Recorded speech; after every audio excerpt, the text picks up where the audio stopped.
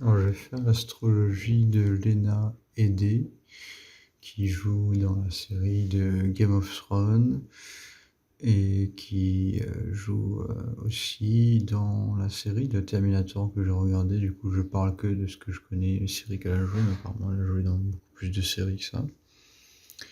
Et dans Game of Thrones, elle joue la reine au début, qui est mariée avec son roi, mais qui en même temps marié avec son frère, qui est Nikolai Coster-Waldau, difficile à prononcer ça. Et du coup, je vais commencer par elle. Je vais peut-être faire une série sur tous les acteurs de Game of Thrones. Malheureusement, il y en a très peu qu'on a l'heure de naissance, et elle fait partie des personnes dont on n'a pas l'heure de naissance. Et j'ai comme l'impression, enfin là du coup là j'ai mis midi, mais j'ai comme l'impression par rapport à son physique et son côté un peu pétillant, on va dire, de sa personnalité un peu... Je dirais qu'elle serait plus la lune en Sagittaire. Mais je suis pas sûr, peut-être que c'est en Capricorne, mais j'ai un doute. Du coup, ce que je peux faire, même sans l'heure de naissance, ça va être toutes les planètes et les placements que je vois les plus flagrants. Mais il va manquer une partie, donc il se peut que ce que je dis est un peu faux. Enfin, pas forcément faux, mais ça va manquer des détails qui peuvent contredire ce que je dis là, vu que, par exemple, si Saturne tombe sur son ascendant, bah, on aura une personnalité beaucoup plus dark, beaucoup plus pessimiste et tout ça. Ou si le soleil tombe sur son ascendant, ça va donner quelque chose de un peu plus masculin, même si son soleil est très faible en balance. Ou si le point d'éclipse plus la lune tombe sur son ascendant, ça va donner une personnalité qui est plus sur la 7e maison, du coup plus dépendante des autres, avec des difficultés à être elle-même. Du coup, voilà, on a plein d'inconnus ici. Donc, il faut prendre ça en compte. Ensuite, du coup, ce que je peux dire, et ce qui est assez flagrant, et qui va pas changer grand-chose, peu importe l'heure de naissance, parce qu'elle a le soleil en balance, déjà de 1. Donc, son côté masculin, il est complètement... Enfin, il est complètement... Pas complètement, ça dépend. Par exemple, si elle est née à midi, son soleil est pas si faible que ça, même s'il est en balance. Mais il est quand même dans le signe le plus faible, donc ça donne quelqu'un qui a du mal à être un leader. Ça donne quelqu'un qui aura des difficultés à s'exprimer en public, à faire son boulot, à faire les choses qui demandent une certaine confiance en soi, logique, tout ce qui va être lié au côté masculin, que les hommes ont tendance à faire plus facilement, va lui être difficile. Bon, j'ai quand même assez résumé le côté masculin dans d'autres vidéos, donc je vais pas continuer à le faire, sachant que j'ai déjà décrit un peu le soleil en balance, ce que ça donne. Il faut se référer aux autres vidéos, du coup, personne qui a le soleil en balance ou en bélier, qui est l'inverse. Si je décris le soleil en bélier, ça va être l'inverse pour balance. Du coup, voilà, pour le soleil en balance. Donc, en tant que reine, elle va être une très mauvaise reine, parce que bah, elle a le soleil en balance. Et reine aussi, ça va être la lune, parce que c'est un côté féminin. Du coup, une bonne reine, généralement, va avoir la lune bien placée. Et elle, c'est pas le cas, parce que c'est juste à côté du point d'éclipse. Donc, même si sa lune est en Sagittaire, et si elle est née, admettons, à 9h par exemple, non, un peu plus tôt, à 8h, sa lune en Sagittaire va quand même être proche du point d'éclipse. Et donc ça va quand même influencer, même ça va être très très proche à 3 degrés, même si elle est née très tôt le matin, ça va être quand même très proche du point d'éclipse. Et du coup, quand la lune est à côté du point d'éclipse, c'est très très très très très très très très difficile d'avoir un côté masculin mature. On va avoir l'impression d'une maturité féminine, mais qui n'est pas vraiment mature. C'est une personne qui ne se connaît pas, qui ne connaît pas sa personnalité, parce que la lune, c'est aussi la personnalité, qui ne connaît pas qui elle est vraiment, qui a du mal avec son image, son côté féminin, donc s'adapter à l'environnement, être honnête, montrer ce qu'elle ressent vraiment et pas ce qu'elle pense ressentir ou ce genre de choses-là. Et du coup, pour une femme, ça va être très, très difficile d'avoir une vie, stable et d'avoir une vie normale, considérée dans les normes, qu'on a, aujourd'hui, elle aura beaucoup de difficultés à s'adapter, à son environnement et à être, qui elle est vraiment. Du coup, par rapport à la série, où elle joue son rôle, de reine, elle a, le côté masculin et le côté féminin qui sont très mal placés et du coup, bah, ça donne quelqu'un qui est immature, quelqu'un qui n'arrive pas à s'occuper de ses enfants, quelqu'un qui est hystérique parce que, bah, son côté féminin, est partout un peu, enfin, fait n'importe quoi, en fait.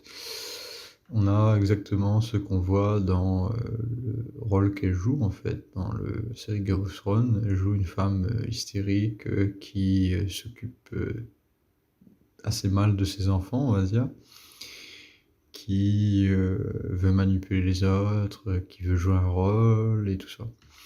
Et après, elle a aussi Saturne à côté de point d'éclipse des Ventaya. Donc ça veut dire que c'est quelqu'un qui a eu des vies antérieures liées à la planète Saturne. Saturne représente le pessimisme, discuter de la vie, l'endurance, capacité de détermination sur le long terme. Donc malgré tous ces défauts, une des qualités qu'on retrouve, chez elle, c'est qu'elle est très, très déterminée, qu'elle abandonne jamais. Et du coup, c'est une des qualités qu'elle a le plus. Après, son Saturne est quand même dans le signe de Cancer, donc ça donne pas mal de problèmes liés aux émotions, encore une fois. Mais c'est quand même une personne qui a un peu travaillé, du coup, sur ses émotions parce que le signe de la Lune est à côté du point d'éclipse et du coup, comme c'est une personne qui a travaillé un peu sur ses vies antérieures dans le signe Cancer, son signe de la Lune est quand même il y a quand même une petite, maturité quand même. Mais, Saturne sur le signe de Cancer, c'est pas un bon placement pour les émotions et c'est pas un bon placement non plus pour, Saturne et du coup, c'est pas non plus top top, même si d'habitude Saturne à côté du point d'éclipse, généralement c'est quand même un bon placement, même si ça donne, beaucoup de difficultés où on a l'impression que cette personne a une vie très difficile, mais, ça donne un Saturne très fort en général si, Saturne est dans un bon signe, comme, Sagittaire, comme, Verseau, Capricorne. Dans un signe comme Cancer, c'est quand même assez difficile. Mais ça donne quand même pas mal de détermination et de focus dans la vie et du coup, malgré, qu'elle a le soleil et la lune, mal placés, elle arrive quand même à gérer sa vie, sur le long terme. Et d'ailleurs, elle reste dans toute la série malgré qu'elle est un des caractères les plus, on va dire les plus insensés, on va dire, qui fait n'importe quoi, beaucoup de n'importe quoi et voilà. Après, elle a quand même ça, bien placé, Vénus et Mercure, qui donnent un côté charismatique, une belle voix et qu'elle utilise pour sa manipulation d'ailleurs. Donc c'est le côté, joli, charismatique, tout ça, ça. D'ailleurs, elle a peut-être ça vraiment sur l'ascendant d'ailleurs, parce que, elle a quand même une belle apparence. Donc c'est peut-être l'heure de naissance que je suis tombé dessus. Et j'ai un doute, je sais pas. Il y a plusieurs placements qui peuvent donner, des belles apparences, mais ça peut être un des placements qui lui donnerait une belle apparence.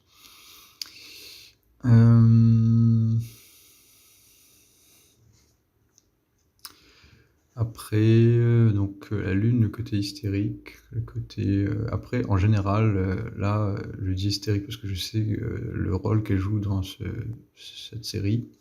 Mais en général, dans la vie de tous les jours, quand la lune est côté du point d'éclipse, on va avoir quelqu'un qui peut être hyperactif, quelqu'un qui a des difficultés à s'arrêter, qui va s'intéresser à beaucoup, beaucoup, beaucoup de choses, qui aura du mal à montrer sa vraie personnalité, qui va jouer des rôles, qui peut paraître manipulateur ou manipulatrice parce que la personne va jouer des rôles, mais va pas se rendre compte qu'elle joue des rôles parce qu'elle n'a pas l'habitude d'être elle-même. Et du coup, la seule manière d'être elle-même, en fait, c'est souvent de jouer des rôles pour apprendre à comprendre qui elle est vraiment. Donc la personne va jouer des rôles pour essayer de comprendre qui elle est, et elle est un peu, en quelque sorte, obligée de faire ça. Et souvent, ça va être vu comme, sur le long terme, hein, pas sur le court terme. Sur le court terme, on aura l'impression que cette personne-là est très, beaucoup d'émotions et très, vivante et tout ça. On va donner, en général, quand on connaît pas trop la personne qui a ce placement-là, on va donner des bons adjectifs à cette personne-là. Mais au bout d'1 semaine ou 2 semaines, si on fréquente cette personne-là, on va se rendre compte qu'il y a un côté, faux, où on a l'impression d'un faux surtout, et que la personne joue des rôles et qu'elle n'est pas vraiment elle-même, et qu'il y a un côté, un peu, malhonnête en fait. On a l'impression que la personne ne ne n'est pas qui elle est vraiment et qu'on ne sait pas qui elle est vraiment, et qu'il y a cette difficulté-là. Et du coup, voilà pour ça, je pense que je vais m'arrêter là parce que, on n'a pas l'heure de naissance. Après, il y a Jupiter aussi qui est influencé un peu par le point d'éclipse, ou des difficultés avec ses croyances et ce qu'elle pense et sa vision du monde, en quelque sorte.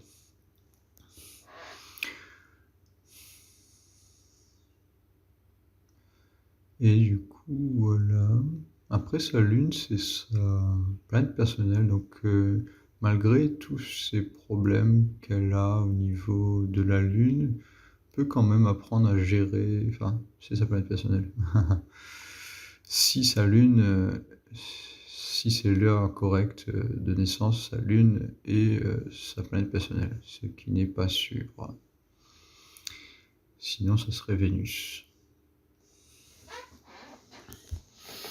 Et du coup, ça donnerait un côté assez similaire. Ce Vénus et la Lune, c'est un peu le côté confort, le côté relationnel.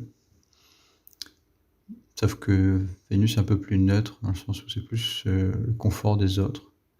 Tandis que la Lune, c'est son confort personnel, c'est arriver à gérer qui on est et être un peu égoïste et prendre du repos émotionnel pour nous-mêmes.